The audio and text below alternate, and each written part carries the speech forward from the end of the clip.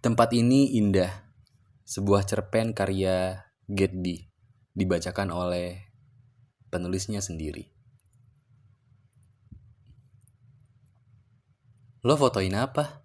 Tanyaku kepada Adam yang sedang memotret senja di sore hari, di sebuah kafe di Jakarta bagian utara. Lo gak sadar apa, Del? Lihat tuh langitnya, bagus banget, jawab Adam. Adam memang laki-laki yang menyukai langit. Ia suka dengan bentuk awan dan juga gemerlap bintang. Selain itu, dia suka mendaki gunung. Alasannya sepele. Dia hanya ingin melihat awan dan langit dari ketinggian. Alasan yang sederhana, tapi aku suka. Kami berteman sedari SMA. Kami berdua sangat akrab. Aku selalu menjadi tempat ia bercerita. Kami selalu bertukar cerita. Dan sekarang, kita masih sama seperti dulu. Sahabat. Senja sore itu menemani kami berdua di kedai kopi kecil. Sepi, hanya ada kami berdua. Terasa seperti pasangan, namun kami hanya dua insan yang saling merasakan kenyamanan satu sama lain. Kami saling melengkapi. Aku bulan dan dia bintangnya. Aku langit dan dia awannya. Seperti itulah aku dan Adam. Siapapun yang melihatnya pasti mengira bahwa aku dan dia adalah pasangan serasi. Gue mau nanya sama lo, Del. Kira-kira gue bakalan nikah gak ya? Tanya Adam. Alisnya yang tebal terangkat, sampai terlihat garis kerutan di keningnya. Tanda penuh keseriusan. Ya tergantung lo lah. Kalau lo mau nikah, lo niatin sungguh-sungguh. Jangan cuma overthinking doang, kataku. Gitu? Ya menurut gue gitu. Emang lo udah mulai mikirin nikah? Tumben. Emang lo udah nemu pasangan yang cocok? Iya, gue udah nemu. Tapi gue gak tahu cara ngungkapinnya gimana. Dia juga belum tentu terima gue, jawab Adam. Matanya menatap ke bawah. Kali ini dia terlihat gugup. Lo coba beraniin aja. Lo tunggu waktu yang tepat buat nyatain perasaan lo itu. Tapi bentar, kenapa lo gak cerita dari awal ke gue kalau lo lagi naksir seseorang? Adam masih menundukkan kepalanya. Ia menatap kembali langit dengan senjanya yang indah. Dia tersenyum. Aku yang melihatnya heran. Ingin sekali rasanya menebak apa yang dia pikirkan saat itu. Tapi bisa apa? Aku hanya manusia biasa, bukan manusia yang punya indera tambahan, seperti melihat masa depan atau menebak isi pikiran manusia, misalnya. Waktu kian berlalu. Aku bercerita kepada Adam tentang keinginanku. Aku bercerita kepadanya suatu saat aku ingin mengunjungi Danau Ranukumbolo di Gunung Semeru. Aku ingin bangun pagi di sana, minum kopi atau teh hangat, duduk manis menikmati keindahan Ranukumbolo. Membayangkan matahari dan kabut pagi tipis-tipis yang melintas, menambah rasa keinginan menggebu untuk lekas ke sana. Tak lupa, aku ingin mendaki Bukit Cinta, mitosnya agar aku mendapatkan jodoh. Asal jangan lihat ke belakang, pandangan harus tetap ke depan, sambil berdoa, ingin berjodoh dengan siapa. Aku tidak percaya mitosnya, tapi siapa yang tahu kalau itu bisa menjadi kebetulan, karena sudah cukup lama aku sendiri. Awalnya aku senang dengan kesendirian. Sendiri itu bebas, tak ada kekangan. Namun semakin lama, aku merasa kesepian. Aku sempat menyukai seseorang, namun rasa suka itu tidak bertahan lama. Selalu saja begitu. Pasti gara-gara lihat film 5 cm kan? Ya udah, nanti gue bakal temenin lo deh ke sana. Gimana? Gratis. Gue juga pengen ke sana dari lama. Tapi masih belum ada waktu yang pas. Gimana kalau nanti di tanggal 17 Agustus, pas hari kemerdekaan? Beneran lo mau temenin gue? Awas ya kalau enggak, tanyaku. Adam hanya mengiyakan. Dia mengarahkan jari kelingkingnya ke wajahku. Lalu kami membuat janji. Hal seperti ini sudah sering kami lakukan. Banyak janji-janji yang terucap dengan kelingking yang berpelukan. Pertanda janji akan ditepati, tapi banyak juga yang kami ingkari. Aku tahu, hal seperti ini tidak bisa menjamin Adam menepati janjinya. Tapi kali ini, entah kenapa aku melihat keseriusan di wajahnya. Keseriusan bahwa dia ingin ke sana, mendaki gunung bersamaku. Hal yang belum pernah aku lakukan sebelumnya, dan aku menginginkannya. Langit yang merah pun berubah menjadi gelap. Awan yang merah bercampur oranye itu perlahan hilang ditelan gelapnya malam. Obrolan kami selesai dengan janji yang belum pasti. Aku dan Adam pulang menaiki motor Vespanya yang kece, tampak seperti pasangan romantis yang tak sengaja lewat di sosial media. Di perjalanan pulang, tidak ada percakapan apapun. Aku hanya melihat dia di kaca spion. Adam tersenyum sendiri berkali-kali. Aku menghela nafas dan berpikir, mungkin dia sedang kasmaran. Ia mengantarkan aku pulang dengan perasaan yang sedang bahagia nampaknya. Sempat kesal, dan akhirnya aku menepuk helm bogonya dan berkata, "Awas kesambet." Dia tertawa, dan dia membalas, "Gue lagi bahagia, Del." Sesampai gerbang rumah, Adam tiba-tiba mengucapkan kepadaku hal yang tak pernah terucapkan sebelumnya. "Good night, Delaki nanti. Mimpi indah. Jangan lupa bersih-bersih dulu sebelum tidur. Dah," ucapnya dengan manis. "Tumben lo, mentang-mentang lagi kasmaran. Ucapin dulu tuh ke gebetan lo. BTW, thanks ya udah nganterin. Kabarin kalau udah jadian, biar gue gak disangka ganggu hubungan orang," kataku jahil. "Iya, tenang aja, ada waktunya kok." Adam tersenyum. Senyumnya kali ini manis. Mungkin efek samping kasmaran seperti ini, pikirku. Aku melambaikan tangan, dan Adam pun membalasnya dengan lambaian tangan, yang diiringi senyumannya yang manis. Esok harinya, aku pergi bekerja. Aku bekerja di sebuah perusahaan logistik. Perusahaan ini adalah perusahaan impianku dari kuliah dulu. Dan akhirnya, aku berada di perusahaan ini. Buah dari hasil kerja keras memang sangat manis. Itu benar adanya. Kantor tempatku bekerja dekat dengan tempat Adam bekerja. Hanya butuh 5 menit berjalan kaki menuju tempat ia bekerja. Sedangkan Adam, dia seorang barista di sebuah kafe kecil bernama Cafe Vinsmoke. Nama salah satu tokoh anime yang sangat terkenal, yaitu One Piece. Pemilik kafe ini penggemar berat One Piece, begitu kata Adam. Rasa kopi yang dia buat sangat nikmat. Cukup lama ia menjadi pembuat kopi sampai mahir menyajikannya.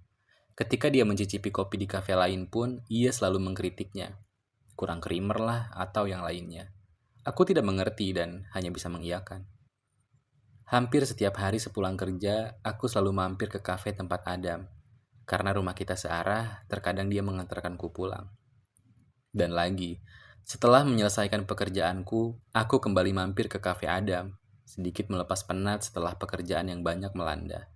Aku menunggunya istirahat kerja di tempat duduk kemarin, posisi yang sama dan lagi-lagi senja itu, masih sama indahnya. "Murung lagi, kenapa sih manis?" Adam menyapa sambil tersenyum, sambil menepuk pundakku, jahil. "Manis-manis, gak kenapa-napa, gue lagi capek aja," kataku. Kesal dengan tingkah laku Adam yang lagi-lagi terasa aneh. "Wajar lah, namanya juga kerja. Minum tuh sekali-kali, lo cobain americano buatan gue." "Americano kan pahit." "Belum tentu yang pahit itu nggak enak. Lo cobain dulu, baru lo ngomong rasanya." Adam tersenyum, mencoba meyakinkan. Aku pun mencicipi kopi buatannya. Enak juga ternyata. "Kayaknya gue bakal suka americano. Tapi buatan lo doang.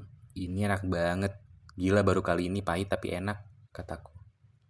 Nah kan, soal rasa, gue gak pernah bohong. Malah ngiklan. Tapi gue akuin lo jago sih, Dam. Del, ada yang mau disampaikan nih ke lo. "Apaan? Lo mau curhat soal gebetan lo itu? Lagi ada masalah ya? Kasian. Ya udah, cerita," kataku jahil. "Dih, so tau ya. Gue mau ngomong serius nih." Ada menatap kopinya, seperti orang yang sedang gelisah. "Malah bengong, apaan? Buruan gak?" "Sebentar, sabar, gue nyiapin dulu mental nih," jawab Adam. "Ya udah apa?" kataku penasaran sambil menepuk pundak Adam, mencoba menenangkan. Sebenarnya gini Del, woi Dam, ini ada pelanggan, bantuin, pacaran mulu," sahut teman kerja Adam. "Sebenarnya gue mau ngomong kalau gue sibuk, hari ini gue nggak bisa antar lo pulang Del, sorry ya." Adam terburu-buru menuju teman kerjanya, melayani pelanggan sambil tersenyum ke arahku. "Ya udah nggak apa-apa, nanti gue naik angkot aja," sahutku lantang. Seminggu kemudian, kita dipertemukan lagi. Dia akan mengajakku ke satu tempat yang indah katanya. Ternyata dia malah mengajakku makan somai di pinggir jalan. Ia banyak sekali bercerita tentang gebetannya itu, penuh semangat. Dia membanggakan sosok yang ia sukai. Meski begitu, masih ada satu hal yang tak bisa dilakukan Adam, yaitu mengungkapkan perasaannya. Adam, lo harus berani. Yang namanya waktu itu, lo yang atur. Selebihnya, diterima atau enggak, yang lo perlu lakuin cuma satu. Lo harus berlapang dada, apapun keputusannya. Gue belum siap, Del. Sambil menelan siomay yang masih panas dan benar saja, dia mengeluarkan kembali siomay panas itu dari mulutnya. Aku yang melihatnya tertawa terbahak-bahak. Lo kenapa sih kayak salah tingkah gitu tiap cerita gebetan lo? Apa jangan-jangan lo suka gue ya? Jangan-jangan gue gebetan lo, kataku. Seperti kebanyakan wanita lain, aku tertawa sambil menepuk pundak Adam, kencang secara spontan. So tau lo ya, bentar-bentar gue minum dulu. Jelas nggak mungkin lah, Dam. Gue kan teman lo yang baik hati dan paling cakep di antara semua teman cewek lo, kataku sambil tertawa. Namun Adam terdiam. Del, gue baru inget gue ada urusan nih. Kapan-kapan lagi aja ya, gue ajak ke tempat indahnya. Abisin tuh somainya. Waktu berlalu. Sebulan kemudian, kami masih sedekat itu. Tepat di bulan Agustus tanggal 15, aku mengalami kecelakaan. Kaki kananku cedera, kepalaku terbentur lantai. Karena terlalu fokus dengan gadget, aku salah langkah, dan aku terjatuh.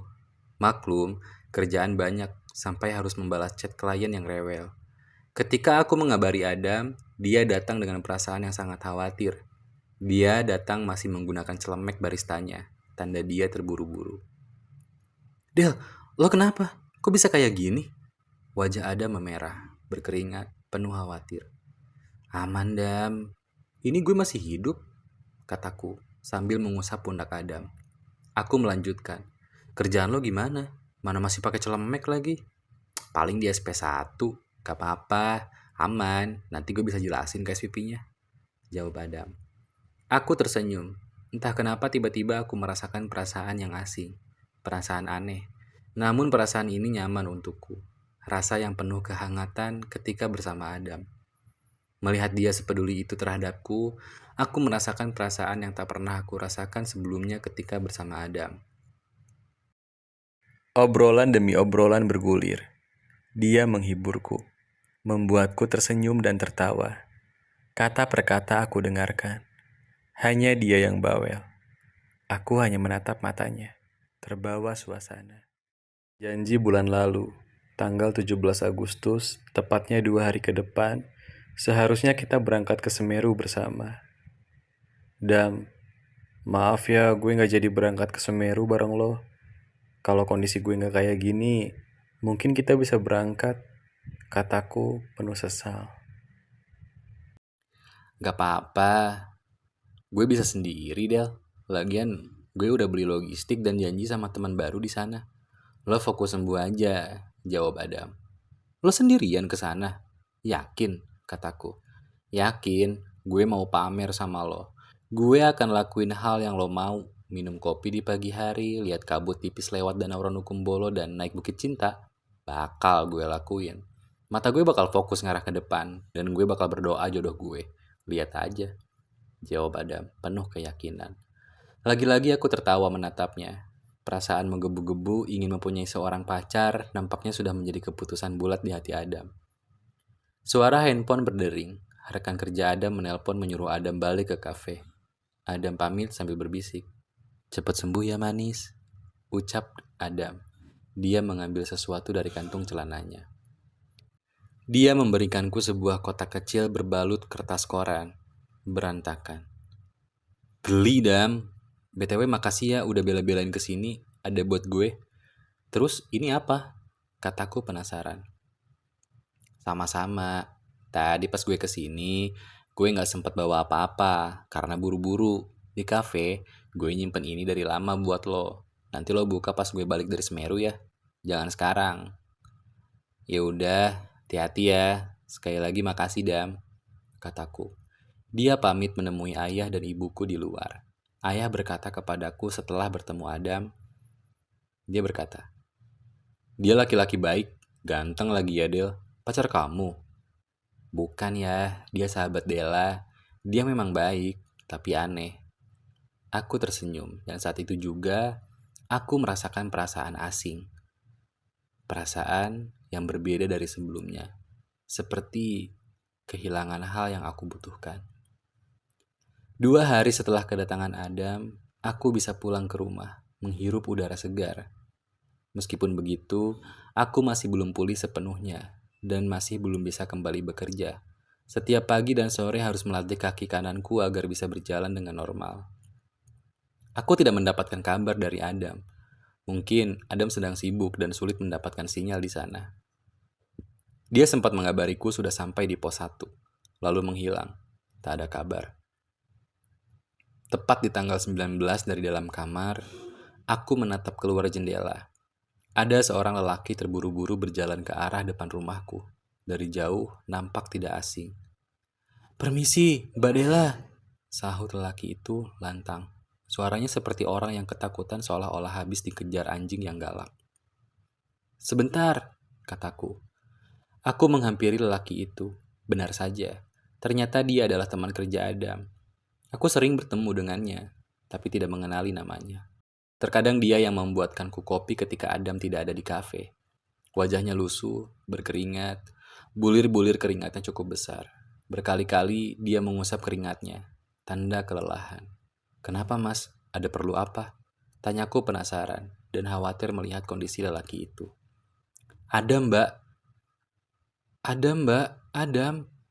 Dia menyebut nama Adam berulang-ulang, seolah dia tidak punya kekuatan untuk mengucapkan kata selanjutnya. "Kenapa Adam?" Aku kebingungan, khawatir, ketakutan, melihat lelaki itu menangis. Suaranya lirih. Aku mempersilahkan dia duduk, mencoba untuk menenangkannya. "Adam meninggal mbak, di gunung. Dia hilang 2 hari. Saya barusan dihubungi dari pihak pencarian di sana. Karena di handphone Adam ada saya yang menyuruhnya cepat pulang berkali-kali di hari Adam menghilang." Lelaki itu menangis, lirih, suaranya bergetar. Dia melanjutkan. "Mereka menemukan jasad Adam 2 hari kemudian, setelah laporan dari temannya Adam, bahwa Adam hilang saat pergi mencari sumber air malam-malam. Dia ada di bawah jurang, kemungkinan terjatuh." Aku hanya bingung. Aku bingung harus apa. Lagi-lagi perasaan asing muncul. Kali ini kosong. Aku tidak tahu harus bagaimana memproses semua ini. Aku tidak siap menerima semua ini. Lelaki itu pamit dan memberikanku sebuah kotak panjang. Di atasnya ada alamat rumahku. Kata lelaki itu, ada menyiapkan hadiah ulang tahun untukku, tapi dia tidak berani memberikannya langsung kepadaku. Dia ingin mengirim langsung ke rumahku lewat jasa pengiriman barang. Aku percaya, Adam memang begitu. Dia tidak pandai menarik perhatian orang di sekitarnya. 2 hari berlalu. Aku tidak menghadiri pemakaman saat Adam dikebumikan. Tanggal 21 Agustus, aku berdiri, sendirian, memegang kotak kecil berbalut koran yang diberikan Adam kepadaku di rumah sakit waktu itu. Beberapa menit, aku habiskan untuk menatap kotak kecil ini. Tiba-tiba, memori ingatan saat bersama Adam muncul. Aku tidak menyangka Adam pergi secepat ini. Kali ini, pergi untuk selamanya. "Dam, gue di sini. Gue di sini buat lo. Sekarang lo udah balik. Gue mau minta izin untuk buka kotak ini." Tak terasa, air mata perlahan keluar dari mataku. Setetes demi setetes, lalu deras. Perlahan aku membuka bungkusan kotak kecil itu. Tanganku gemetar, tanda tak siap. Aku coba menguatkan diri sendiri untuk membukanya berkali-kali. Bungkusnya tebal, semakin dibuka, semakin nampak kotak kayu coklat di dalamnya. Cincin, 2 buah cincin. Rasa hangat, penyesalan, amarah, sesat, kosong, kehilangan. Perasaan hancur mulai menguasaiku. Aku terjatuh, sesak. Aku menangis sampai tidak mengenali suara sendiri. Aku tak sanggup menerima semua ini. Rasanya seperti terbang tinggi lalu tiba-tiba jatuh dan hancur. Aku meratapi nisan kayu bertuliskan nama Adam Pramudia. Seorang lelaki yang menurut ayahku baik dan tampan, yang menceritakan wanita impiannya kepadaku dengan begitu bangga. Maafin gue, Dam.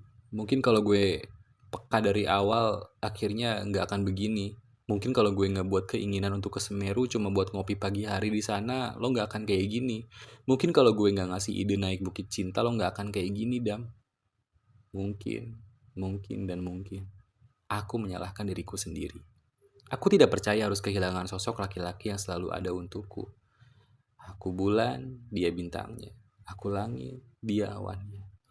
Terlalu banyak kenangan dan cerita yang terangkai bersama Adam. Aku rindu cerianya, aku rindu tingkahnya yang tiba-tiba jadi aneh. Aku rindu semua yang ada dalam diri Adam. Aku pulang ditemani senja yang memerah. Warna senja yang sama yang membuat Adam tersenyum melihatnya. Yang membuatku pilu melihatnya. Tanggal 25 Agustus hari ini. Aku duduk di tepi pantai. Sore ini senjanya indah. Lagi-lagi, warnanya masih sama seperti senja yang sering kulihat bersama Adam. Aku membuka kotak panjang yang diberikan oleh temannya Adam waktu itu. Isinya adalah fotoku bersama Adam. Banyak momen dalam foto itu. Luar biasa sekali. Sebuah foto dapat mengabadikan momen yang tak akan hilang. Rasa dan suasananya akan tetap sama sepanjang masa. Terima kasih Adam Pramudia. Aku terima hadiah ulang tahunku darimu. Sebuah voucher tiket masuk pantai dengan pasir putih dan senja yang menawan. Benar katamu, tempat ini indah.